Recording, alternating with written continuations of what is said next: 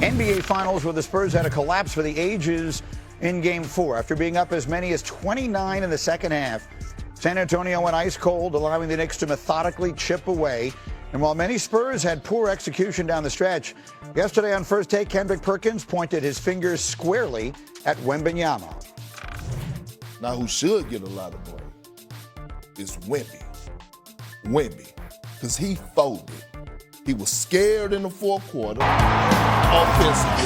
Wemby going to look for deep.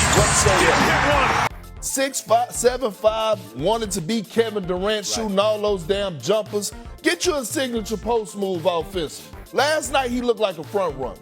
When things was going well in the first half, he was flexing. I'm in your head. But boy, when they start chipping into that lead, he got quiet as a church mouse. Interesting there, Brian Windhorst. What's your reaction? I don't think it was due to him being scared. I think it was due to him being fatigued. And I've had this conversation with Perk, and Perk has been in the arena, and he says when you're playing at this level, you don't allow yourself to get fatigued. I just don't think that's what's happening. He's played 34 minutes in this game, Greeny. That's the most minutes he's ever played in a regulation game in his career. He did play 48 minutes in the last round against Oklahoma City, but that was a double overtime game. He played 33 minutes through 3 quarters of this game. That was a flaw in the strategy by Mitch Johnson. It was 5 minutes more than he had played in the first 3 quarters of Game 3, which was a much closer game than this one. They've got to protect Wembanyama's energy. If you want him to have energy in the fourth quarter to move, you've got to make sure you make the hard decisions to take him out early. Tim? You don't have to move when you're shooting free throws, right? That's what Big do. I think that's the type of guy he is. You think he's the best player in the world? I think he's the taunting, all that kind of good stuff. When the game's on the line, you got the biggest free throws of your career, you can't break them both, okay?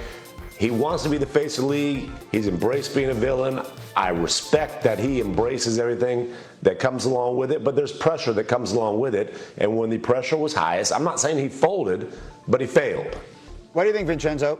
I mean, both things can be true, but I don't think that he was out here choked. I think he choked, but I don't think that he was out here running from the pressure or running from the moment. We saw what he did in Oklahoma City. I don't think the stage of Madison Square Garden is something that severely affected him. When you saw a lot of those plays late, when he got to the rim, he didn't have the legs to catch the lob. He didn't have the legs to play through the contact, and that was a byproduct of the Knicks touching him up throughout the course of Game 4. The flagrant fouls, Jose Alvarado going at his legs, Mitchell Robinson, kind of trickle down into the rest of the year, set the tone, and we had a few of those early.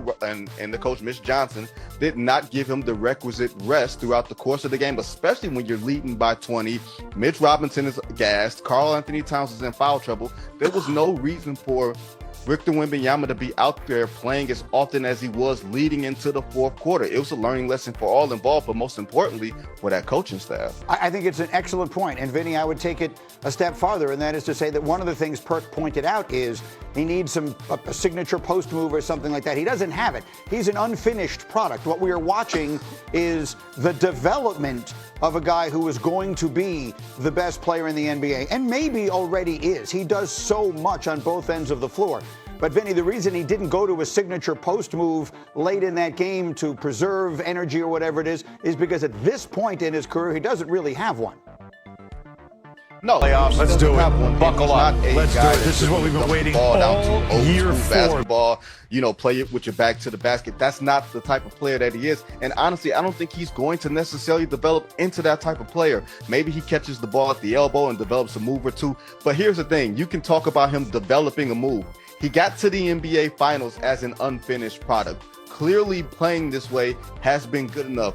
You talk about fatigue and everything else, but I don't think he needs to change who he is right now to get better. Just sharpen up a few things. No, yes, clearly. Tim, what I'm talking about is the work that players do in the summer, especially when they're 22 years old, to develop parts of their game. I'm old enough to remember when Michael Jordan didn't have a jump shot. That was the knock on him coming into the league. People stopped saying that pretty quickly because in the summers he worked on his jump shot and he became lethal. He also developed a post game as he got older because that was a valuable way of spending so much energy. An 8-0 New York run has put the Knicks in. Well, and Wemby recognizes the need for that. That's why he went and visited Akeem Olajuwon on Akeem's ranch last summer. That needs to be an annual deal. There's a lot of development, a lot of growth to be done. And, you know, it also gets back to just the strength. He came in the league as a string being. He's gotten steadily stronger. That needs to continue because to develop the post game, you got to be able to get to where you want to go and not be moved off your spot. Wemby in the guard to jump take over here on the to Knicks. Joe. These are the fun matchups this time. Wendy, stay close by, but let's do Hitting the Mark, Joe, which is brought to you by DraftKings Sports with some of the props we're looking at for tomorrow night. Give me something on Wemby offensively. 25-plus points. High floor in this series. His worst night was 24 points, average of 27, so we're not asking him to do too much outside of what he's already been doing. He's coming off his worst performance of the series from a shooting perspective. I think that helps us here. 8 3-point attempts was tied for third most in 21 playoff games. Less threes, more twos, more points overall. How about Dylan Harper? 6+ rebounds. Great price here because he's coming off his worst rebounding night of the series with just 4 boards. But look at the other 3 games. 9 boards, 8 boards, 6 boards. He's been getting a lot of minutes because he's been playing really good basketball. Last 3 games, 32 or more minutes per game. And I think the Knicks cool off a little bit tonight, which means more misses and more rebound opportunities for Harper. And for the entire Knicks team, what's your favorite prop? Josh Hart, 2+ steals. Nice plus money wager here for a guy who's done this in 10 of 18 playoff games. So it's happening more than half the time. Number 2 in the series in steals with 7, trailing only Jalen Brunson, who has 8. I'd expect him to be ultra aggressive, like we see from Hart, on a regular basis in a game that has closeout potential for the Knicks. All right, those are some good picks. DraftKings now live in all 50 states. New DraftKings customers spend $5, get $200 in bonuses. Download the DraftKings app. Use the promo code GETUP when you sign up. The crowd is yours. Coming up, the Knicks are a win away from history, but if the parade is going to come to New York, they may not be that far off. By no means am I not acknowledging the Knicks and what they've done and give them credit for playing good basketball, but we feel like we've decided the outcome of all 4 games. Very interesting way of looking at it. Brian Windhorst, and we see Vincenzo jumping in with us as well as Tim McMahon. Wendy, what's your reaction to what the coach said?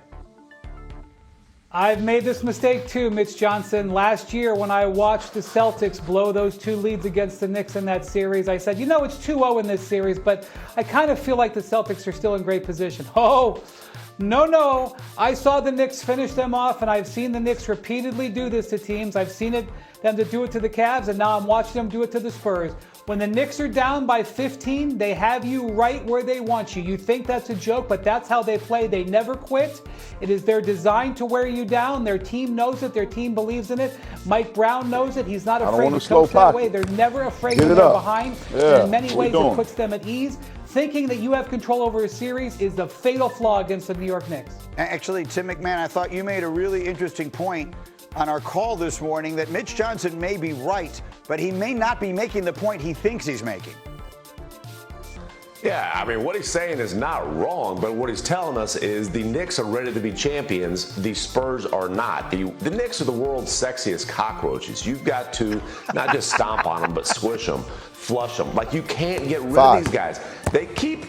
The story wasn't even necessarily that the Knicks are finding ways to finish. They're finding ways to come back from double-figure leads. From a 29-point lead, a historic comeback in the finals. But if it's close late, the Knicks are proven closers. Jalen Brunson and that crew. And let's just be honest, this is